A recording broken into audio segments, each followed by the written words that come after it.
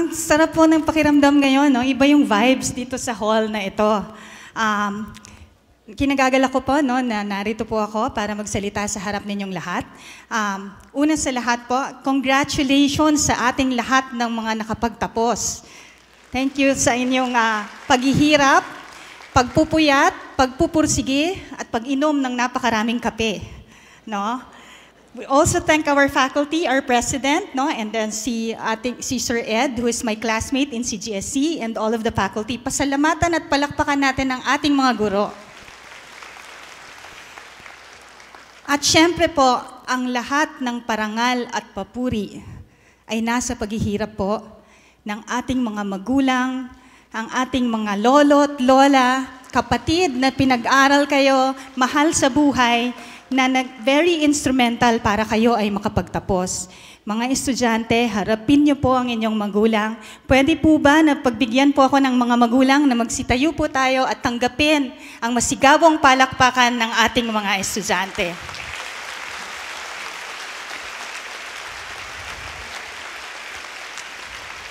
Maraming salamat po sa inyo. Sa ngayon po, no, I'm very happy and very thankful po na nandito ako sa inyong harap to give you a few words. No? This is my very first time to address this kind of crowd ng pagtatapos. No? Talagang iba pala yung pakiramdam. Meron po akong speech na pinipare, but hindi ko po natanggap yung memo na English po. English po kasi yung pinipare ko, Tagalog po pala tayo ngayon. And napakalalim na Tagalog, kaya hindi na po tayo magbabasa. Tatlong bagay lang po ang gusto kong pag-usapan ngayon. Magkwekwentuhan lang po tayo. Una sa lahat, I do not claim to be successful. Success is subjective. No?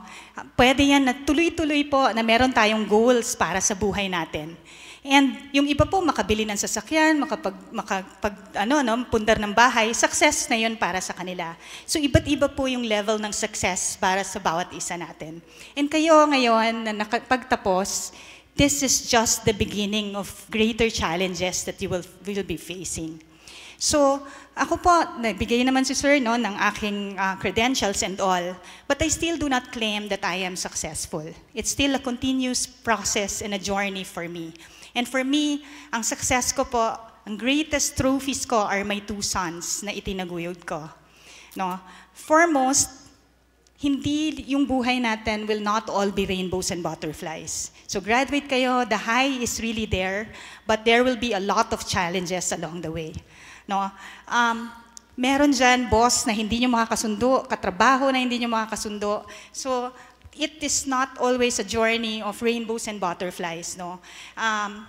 There will be times that you will not be everyone's cup of tea, and you have to learn to navigate through that. So number 1, you have to find your niche. Sorry pag medyo may English, okay lang naman. Diba? You have to find your niche. Ang tanong doon, pag may hinahanap silang ganitong klaseng tao, ikaw yun. Pag nag-search ako sa LinkedIn ng professional, huwag kayo masyado mag-Facebook, sa LinkedIn kayo. Bata pa lang kayo, gumawa na kayo ng account doon because it's all professional. No? And that is what propelled me to be in the international stage. Doon ako na-discover to speak in the international arena, no? Just a message from LinkedIn. So, you have to find your niche. So, yung niche nyo, pag sinabing, in my case, cybersecurity sa Army, lumalabas yung pangalan ko.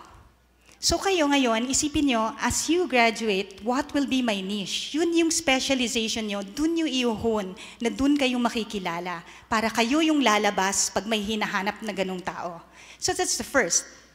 The second is you have to find your passion, and you have to find an advocacy. Pag sinabi mo advocacy, iba kasi yung magtatrabaho ka, na nagtrabaho ka lang kasi susweldo ka. It is different if it is advocacy-driven. In my case, graduate ako sa PMA, I joined the Philippine Army, and I was in the Signal Corps. Signal Corps is Communications, Electronics, Information Systems, so I started as a programmer. And then, it transitioned to C4S, so it's Command Control Communications and Cybersecurity. So nag-transition ako sa cybersecurity. But before going to cyber, medyo nalihis ako ng landas, napunta ako ng PSG, and so I did physical security. And I took my VIP protection course, graduate ako #1, and dun lang ako na-discover na, gawin natin tong aid ng presidente. Kung ako po yung naka-uniform sa likod ni Presidente GMA before. Nakakita nyo, tiniente pa po ako noon. So, nag-VIP security ako, physical security, and then, nung napalitan si GMA, Pinoy came in, and yung pong president, yung commander ng group ni Pinoy, he knows me as being a programmer. So sabi niya, bakit ka nandiyan nagbabantay ng gates ng presidential guards ng palasyo ng Malacanang, no? Sabi niya, go back to the Signal Corps and serve in your capacity. And that is where I took my certified ethical hacking course and became a cybersecurity expert, no? So with that, from Apari, Cagayan, no? So hindi po ako anak ng malaking tao. My parents were OFWs. They left me I grew up with my grandparents in Apari, no? So hindi mo akalain that you will be propelled to be in this situation right now, being in the furthermost part of the country. Iniisip ng mga tao, sa Apari, nagbabaging kami doon. Hindi po, no? Medyo modernized naman po ang Apari. So anyway, fast forward to today, from PSG, I served and became a cybersecurity expert, and I really tried my best to study hard. It's a continuous learning process. Kahit tumanda kayo, mag-aaral at mag-aaral pa rin kayo. And so, I took my master's in Australia, International Development Practice. So, development, because ang sundalo, inherently, we are development practitioners. Bakit? Kasi sa lugar na malalayo, na hindi kayang abutin ng gobyerno, nandoon ang sundalo. Because they say that the insurgency begins where the road ends. Wala nang daan. Ang pakiramdam ng tao, walang gobyerno, hindi kami inaalagaan ng gobyerno. Kaya pumupunta doon ang sundalo. Kami ay mga guro, kami ay mga doktor, nurse, karpintero, lahat na, para maramdaman ng mga tao sa malalayong lugar na merong gobyerno na nag-aalaga sa kanila. And thus, hindi tayo magkaroon ng insurgency problem. So being a development practitioner and in the world of technology, I wanted to find that nexus between being development and technology. And so, I tried to find my advocacy, which is the cyber for peace. Cyber, technology, and peace is development. So that is the nexus that connected both, and that has become my advocacy. And dahil yun yung advocacy ako, everything that I do now is towards that advocacy. So ngayon bata pa kayo, no? You find your niche and think of an advocacy that it's gonna be you. So if somebody looks for cyber for peace, it's my name that's gonna come out. So I tried to find my niche, and I tried to create my advocacy. So those two things. And that will push you forward. Pagka meron kayong trabaho and you want support, mas madali pong kumuha ng suporta from stakeholders if you are advocacy-driven. Diba? Meron po kasi akong advokasya. It's called the Cyber for Peace. What we do is we go to the far-flung areas, get the technology data, and give it and feed it to the researchers so that there's empirical data coming for the far-flung areas. Bakit? Kasi biased yung research. Ang sabi nila, effective daw ang online schooling. But if you go to the far-flung areas, there's no signal, there's no connectivity, paano mag-aaral yung mga bata doon? Therefore, the research is biased. So kami yung nagbibigay ng data. What did we do? We partnered with local communities, mayors, and tinutulungan namin sila, cyber hygiene lectures and all that. No? Cyber for Peace says that there is a state of peace in the cyber domain. Ibig sabihin, pag kayo ay safely browsing because you know that you are secured in the cyber domain, then you have attained cyber peace. So ganun po siya, no? It's advocacy-driven, it's teaching about cyber hygiene, it's partnering for technology-driven purposes, and we became the nexus as well sa stakeholders like USAID and everyone else to tell them na itong mga lugar na to ang tulungan nyo kasi wala silang connectivity para makapag-aral yung mga bata doon. So those were the ones that we do in our advocacy, but that's for another forum to speak about it, no? Kasi abutin tayo hanggang hapon dito, may iba pong speaker mamayang hapon, so hindi ko uubusin yung oras nyo. So okay, so you have found your niche, and now you found your advocacy, so you're ready to face the world. And put it in your mind that, as I said, not everyone will be your cup of tea, and that will propel you forward, na kaya ko lahat to and everything. So lahat yan, there will be challenges along the way. In my case, my husband was my mista in PMA, but sadly, I lost him in 2015 in a fatal crash accident in Mount Makulot. Nag-crash yung aircraft niya. So I have to itaguyod yung aking mga anak by myself while I am doing my job and doing everything. So fast forward to today, after kong mag-battalion commander leading my troops in the Northern Luzon area, propelling the Cyber for Peace initiative, from Fort Magsaysay, malayo po ako sa Kalan, so to speak, from GHQ. I was called to the General Headquarters to serve as the first ever female spokesperson of the Armed Forces of the Philippines in its 88 years. Actually po, hindi ko alam kung dapat yung palakpakan yun.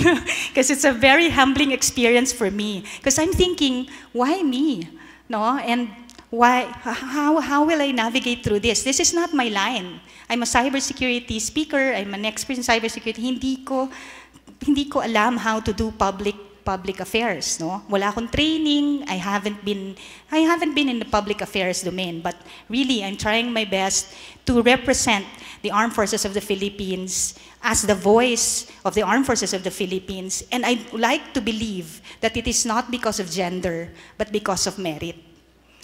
So wag nating isipin na babae tayo will get ahead and all that. It's a superpower of sorts because they tend to listen to females, but of course, let us not use it as a leverage to gain ground. So it's really a very humbling experience, and I think that. And third, syempre sinabi ko na sa inyo, I'm the tagapagsalita ng Sandatahang Lakas ng Pilipinas. And ano po ang nangyayari ngayon? I want to ignite that patriotic spirit to each and everyone in the room, sa lahat. Ang patriotic spirit, when you look at the flag, kanina, di ba, dapat na-lift up, na mag-brace up tayo and really be proud of our flag. And what's happening now with the West Philippine Sea issue? We are already at war. We are at war with words. Our word against their word. So makita nyo po yan, it's always out there, it's proliferating, naglalaban po ang naratiba nila and naratiba natin. Tayo, and ang kabilang grupo, ang kabilang panig, it is might versus right. Tayong mga Pilipino po, nasa atin ang right. With the arbitral ruling in 2016, it ruled in favor of the Philippines na ang West Philippine Sea ay atin. So West Philippine Sea, atin ito. Pero may konting mali doon, When we say atin ito, we are claiming the waters. The South China Sea is huge. And West Philippine Sea is just a small part of South China Sea. So, ito pong bansa natin, yung pinakamalayo nating isla, sa Palawan, yung nakalabas sa tubig, doon tayo mag-measure. Measure that 12 nautical miles, that is our sovereign territory. 12 nautical miles. Pag may pumunta doon, makikipaglaban tayo, pwede nating huligin, pwede nating gawin ang lahat ng gusto natin, 12 nautical miles. Pero, from sa pinakamalayong isla, nakalabas, mag-measure tayo ng 200 nautical miles. That is our exclusive economic zone. Ang EEZ na yon is the West Philippine Sea. Atin ang yaman doon, hindi ang tubig. So we have all the right to exploit it doon sa mga ano niya, no, sa yaman niya, yung oil deposits, fishing, we have all the right to do that. We have the right to exploit and gather the resources. So yun po ang lumabas sa arbitral ruling ng UNCLOS in our favor. Pero look at it this way. May dalawang batang naglalaro, ang China at ang Philippines. Right versus might. Atin ang right, nasa ng karapatan by international law. Pero malakas sila, they have the might. And they are bullies. So pinipitik-pitik nila yung tenga natin. Sige nga, lalaban ka ba? Diba ganyan? Now, if mapikon tayo at manuntok tayo o magpaputok tayo, sa mata ng international community, tayo ang masama. Kaya hindi tayo lumalaban. Dahil nasa atin ang batas. And yun ang pinagmamalaki natin na ang arbitral ruling ruled in the favor of the Philippines. And the whole world is saying that. Kaya sinasabi nila na like-minded nations, kinakampihan ng Pilipinas. Because pag inangkin ng China ang South China Sea, it's $3 trillion in trade. Ibig sabihin, lahat ng barko na nagde-deliver ng mga sasakyan, prutas, gulay, dumadaan dyan. And pag inangkin nila yan, magbabayad lahat tayo ng toll sa kanya. So anong pinaglalaban nating lahat? Pinaglalaban nating lahat to maintain a free and open Indo-Pacific. So yun lang siya. No? So dapat alam nyo, no, na yan ang usapin tungkol dyan. No? So, ang Armed Forces of the Philippines, meron po kaming communications plan. Ang tawag namin doon ay MULAT. Ang MULAT is awakening, no? So dapat alam nyo kung ano yung pinaglalaban natin doon at ano yung usapin tungkol sa West Philippine Sea. So that's just in a nutshell kasi hindi naman ako nandito para mag-lecture. Imbitahan nyo na lang ako para magkwentuhan tayo mas madami, no? But yun lang siya in a nutshell. And so, hindi tayo lumalaban. Ngayon, bakit tayo sinusuportahan kasi tayo ng US, di ba? With the Mutual Defense Treaty. Okay lang ba, sir, magkwento akong konti? So, dati kasi, di ba, ang mga US, mayroon silang kampo sa Pilipinas, 1990-ish. So, noong 1995, sa Mischief Reef, nagkaroon ng standoff, China and the Philippines. At dahil nandito yung US, gumitna sila. Sabi nila, walang away, umalis kayo pareho. Umalis tayong Pilipino dahil mabait tayo. Eh, anong ginawa ng China? Hindi sila umalis. So, inangkin nila yon, minilitarize nila. So, ang ginawa ng Pilipinas, noong 1999, naglayag ang LS-57, BRP Sierra Madre, and purposely, isinadsad natin siya sa Ayungin Shoal. Kaya yun po yung nakikita nyo sa news na barko that is already rotting and nandun. And bakit hindi natin yon binibitawan? Because it's the single source and symbol of our sovereignty in the West Philippine Sea. So kahit anong mangyari, ipaglalaban natin na nandoon yun. Hindi natin yun tatanggalin. Yun po ang ipinaglalaban natin doon. And ang hindi po natin kalaban ang China ang buo. Marami po tayong Chinoy na mga kaibigan. Ang kalaban natin is the Chinese Communist Party. Kanila po ang PLA Navy, na nambubuli sa West Philippine Sea, at kanila din ang mga PLA Air Force na nagpapalipad ng flares. So they're doing all the dangerous maneuvers, bullying us, pinipitik tayo ng pinipitik until we snap and try to punch. So yun po yung greatest courage ng ating mga sundalo, na kahit trained sila and kaya nilang lumaban, hindi tayo lalaban. But ang armed forces po, we are preparing for any eventuality. Pero isa lang pong kaming sangay. Ang powers of the state, meron tayong diplomatic, information, military, economic, and law. So, sa law, panalo tayo, di ba? With the arbitral ruling. We are at war in the information domain. Their narrative, our narrative. And ang sabi ni Presidente, we will push towards a peace-loving nation. And so the diplomatic, yun yung una. And kami po, we are just preparing, modernizing, training, and everything, and doing everything to do the patrols para protektahan ang ating mga isda. So dapat po maintindihan nyo yon. Ang Complan Mulat says, it's our seas, ito yung ating karagatan, alamin natin yung tungkol doon. It's our rights, karapatan natin to, ipaglaban natin to. And ito po, is for our future. Ang salin lahi natin, it will not end with you. It will be it will be a battle that's gonna be fought even by your sons and daughters and mga salin lahi natin. So dapat po atin itong suportahan. So it's our seas, our rights, our future. Moving forward, before I end, ito lang po ang gusto naming magawa. Kayo po, because of the flares, what they did was to ignite the patriotic spirit of every Filipino. Everyone is now talking about the West Philippine Sea. And everyone wants to do their share. And ano po ang magagawa nyo bilang normal na tao? Una, pwede po kayo maglingkod sa Sandatahang Lakas ng Pilipinas as reservists like Sir Ed and our President. You can join us as reservist. Pag reservist kayo, kami ang nasa frontline, kami makikipaglaban. Kayo ay nasa likod, yung iniwan naming opisina, yun kayo imamanyo, kaya nga reserve. No? Pwede kayong active officer, katulad namin, mag-opisyal kayo, or pwede kayong mag-enlist, or sa simpleng bagay lang po, as sharing the narrative of the Philippines. We have the very, very big, presence in the online domain. You just share kung ano po ang kwento ng Pilipino para ang buong mundo can help us out. With their support, we can do the economic side. No? Pag nagkaroon ng embargo, magkakaroon po sila ng pakiramdam na ang buong mundo is really doing something to have that unified force, no? To make the Indo-Pacific free and open. So yun lang, do not share their narrative and share the Philippines narrative. So wag nating hayaan na ang fake news, misinformation, and disinformation kumalat, and let it not start with you.